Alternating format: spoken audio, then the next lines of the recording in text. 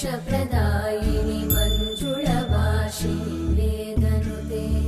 पङ्कजवासिनि देवसुपूजित सद्गुणवर्षिणि शान्तियुते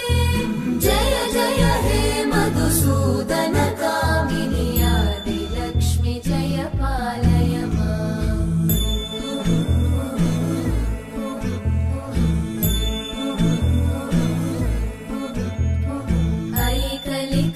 ऐकलिकल्मषनाशिनि कामिनि वैदिकरूपिणि वेदमये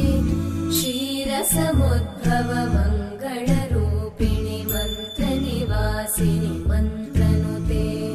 मङ्गलदायिनि अम्बुजवासिनि देवगणाश्रितपादयुते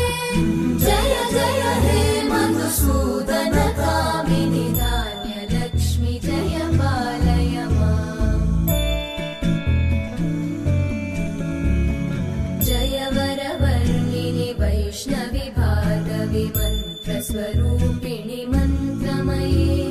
सुरगणपूजित शीघ्रफलप्रद ज्ञानविकासिनि शास्त्रनुते भवभयहारिणि पापविमोचनि साधुजनाश्रितपादयुते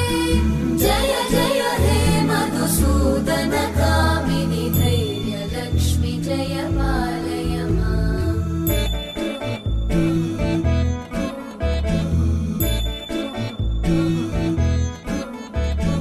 जय जय दुर्गतिनाशिनि कामिनि सर्वफलप्रद शास्त्रमये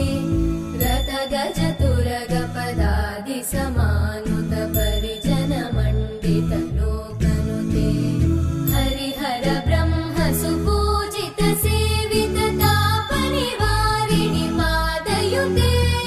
जय जय हे मधुसूदन कामिनि श्रीगजलक्ष्मी पालय माम्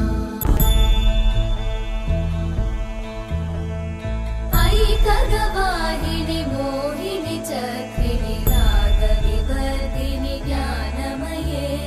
गुणगणवारिधि लोकहितैषिणि सप्तस्वरवरगाननुते सकलसुरासुरदेव मुनीश्वर मानववन्दित पादयुते जय जय हे मधुसूदन कामिनि सन्तानलक्ष्मि पालय माम्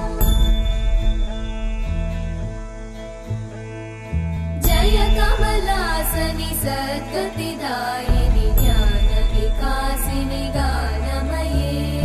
अनुदिनमर्चित कुङ्कुमधूसरभूषितवासित वाद्यनुते कनकधरा स्तुति वैभववन्दित शङ्कर देशिक मान्यपते जय जय हे मधुसूदन कामिनि विजयलक्ष्मि जय पालय माम् प्रणत सुरेश्वरि भारति भार्गवि शोकविनाशिनि रत्नमये मणिमय भूषित कर्णविभूषण शान्ति समावृत हास्यमुखे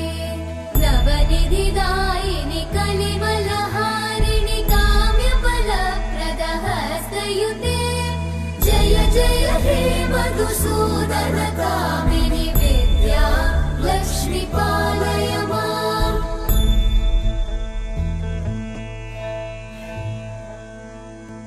धिमि धिमि धिं धिमि धिं धिमि धिं धिमि धुं धुमिनाद सुपूर्णमये धुम धुम धुं धुम धुं धुम धुं धुम शङ्खनिनाद सुवाद्यनुते वेद पुराणेतिहास सुपूजित वैदिक मार्ग प्रदर्शयुते जय जय हे मधुसूदन कामिनि श्रीधनलक्ष्मी पालय माम् जय जय हे मधुसूदन कामिनि श्रीधनलक्ष्मी पालय माम् जय जय हे मधुसूदन कामिनि श्रीधनलक्ष्मी पालय माम्।